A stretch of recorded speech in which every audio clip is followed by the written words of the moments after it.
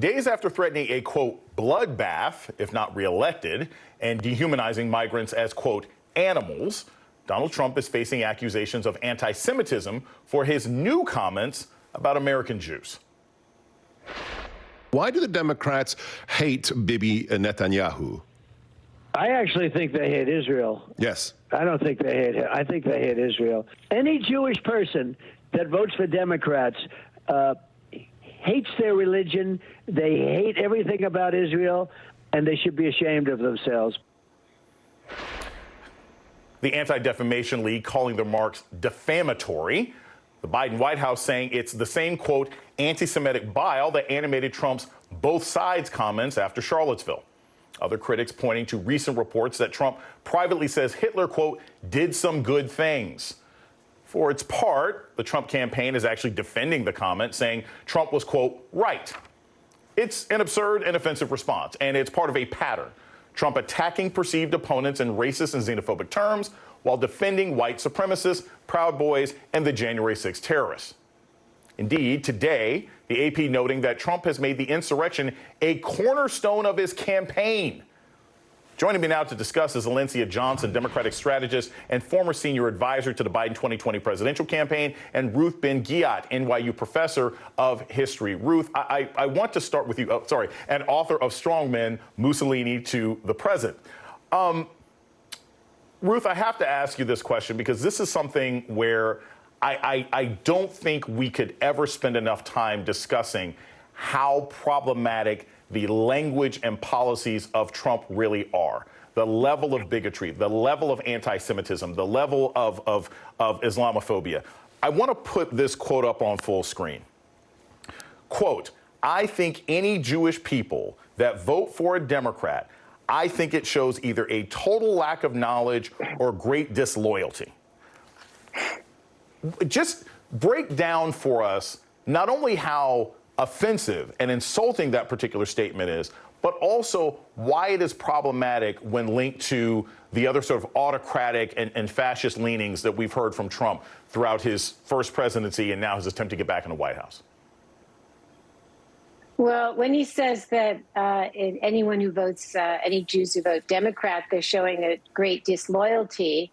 The disloyalty he most cares about is disloyalty to himself, because Donald Trump only cares about himself, really. But the disloyalty is a trigger thing designed to be resonating with anti-Semites, because it's a very old idea that Jews are not really loyal to the countries they're in, because they're also loyal to Israel. They have a divided loyalty. And Donald Trump has made these comments before. And there's a whole history. He's been anti-Semitic in every way you can be anti-Semitic. I was following, his early actions in 2017 very closely. And you know that there was right after he came in as president, there was a Holocaust Remembrance Day. So his administration, with Stephen Miller in it, who is a Jewish origin but a total anti-Semite fascist, they released a statement that did not mention Jews. So they released a Holocaust memorial statement that didn't mention Jews. And when asked about it, his Reince Priebus said, "Oh, well, everybody's suffering matters." So this kind of unwillingness to give, Jews their place in the Holocaust. And soon after that was the infamous Charlottesville, where Nazis are good people, too. Valencia, I want to give you a bad faith argument that I have seen online, but I think it's important to make the distinction.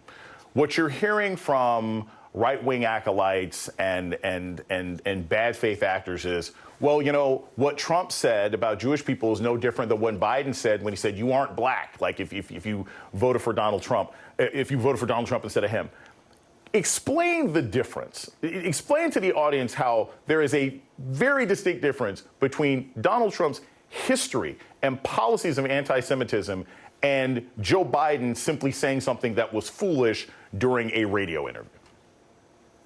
Yeah, look, what Joe Biden said was a slip up on a radio interview, but it pales in comparison to, as you said, this history that Donald Trump has. Look, the facts are in the data, and that anti-Semitism has risen since Donald Trump took office. I believe there was, and within 1 year, between 2018 and 2019, it rose by 12%. We saw attacks on synagogues. We saw neo-Nazis protesting in streets. And then, as Ruth mentioned, he was calling them very fine people. The crux of the Proud Boys movement is anti-Semitism, and Donald Trump fully embraces the Proud Boys movement. He fully embraced Kanye West rhetoric around Jewish people. He has fully embraced all of the center of white supremacy that is around anti-Semitism. And he's also even praised Adolf Hitler. So that argument is null and void. It is not even a starting point because of how egregious Donald Trump is and has made this country and world, given the influence that the United States has on the global on our global culture, has made it a more dangerous place for Jewish people because of his not only rhetoric, but his embracing of anti-Semitic people in this country. Ruth, you know, one of the things that's also concerning, and I thought about this years ago with Donald Trump. You had late night comedians say it was very difficult to make fun of a man who had no shame, right? Trump was shameless. It was hard to make fun of someone who didn't care about being caught with prostitutes, didn't care about lying. It seems like we're facing a similar dynamic in this year's presidential election. You have President Joe Biden saying, hey, this guy was responsible for January 6th. And Donald Trump basically says, heck yeah, I was. Give me money, right? How do you run against a candidate who essentially embraces being a lawbreaker in an attempt to violently overthrow the country? I mean, it seems like it's very difficult to criticize someone who embraces all their worst attributes and still 36 to 38% of the country thinks it's great. Yeah, this is a huge problem. And indeed, he is from the very start, you know, from his January 2016 comment that he could stand on Fifth Avenue and shoot someone and not lose any followers. He was telling us that he he has personal capacity for violence and that he would be loved because of the violence. So, you know, fast forward to what happens with these autocrats is that they do lawless things and they attract lawless people and they reward people for being their worst selves, for being lawless. And so you have people now, you know, look at this is mirrored in the remaking of the GOP into a party dependent on corruption and lying, and people who, you know, participated in January 6th are now heroes. They're going to run for office, that whole thing. So the lawless come forth. Now, what can we do is that, you know, what I do is I call this out and talk about outcomes. What is it going to, you know, what does it mean for American productivity, American prestige, that basically you have a party of criminals? And more people, you know, are coming into the party who are rewarded for being lawless. That's not good for business. That's not good for America's standing in the world. So that's what you can do as part of upholding the rule of law, to link it to broader things that Americans do care about in their everyday lives. Valencia, I want to play just a quick mashup. Former President Trump from his rally last weekend in Ohio, and I've got some questions for you on the other side. If I don't get elected, it's going to be a bloodbath. They're not people, in my opinion. These are bad. These are animals. If this election isn't won, I'm not sure that you'll ever have another election in this country. Valencia, it's an open call for violence. And I want people to understand, because I think Ruth makes a really, really good point. This isn't just his political enemies, because the definition of political enemies is constantly expanding with Trump, right? It's any Democrat that he doesn't like. It's any lawyer who stood against him. It's anyone in the press who he deems to be problematic. Break down for our audience how this kind of open lawlessness, this kind of it's open season on people you don't like, actually has an impact on regular people, just regular people's lives who are sitting there deciding, do I want to vote one way or another? How's that rhetoric endanger them?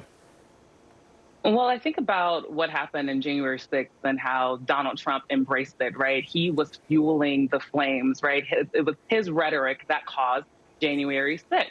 And under a Trump administration, all of those people would get away with it.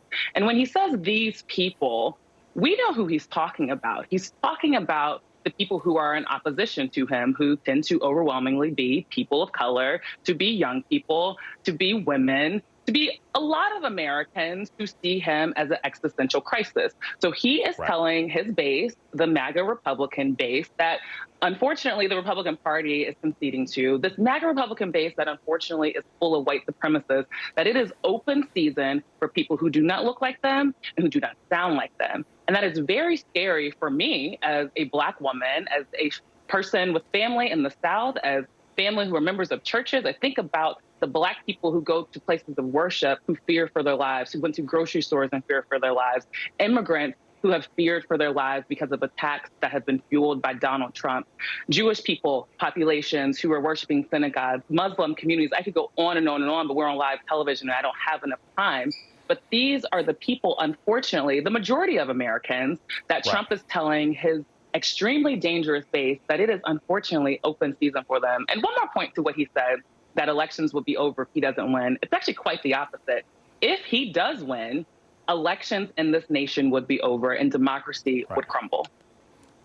You may think he's only talking about his set list of enemies, but I promise you, everything from pizza joints to grocery stores to shopping malls have been targeted by his followers. Thank you all so much for joining us this evening. Thank you, Alencia. Thank you, Ruth.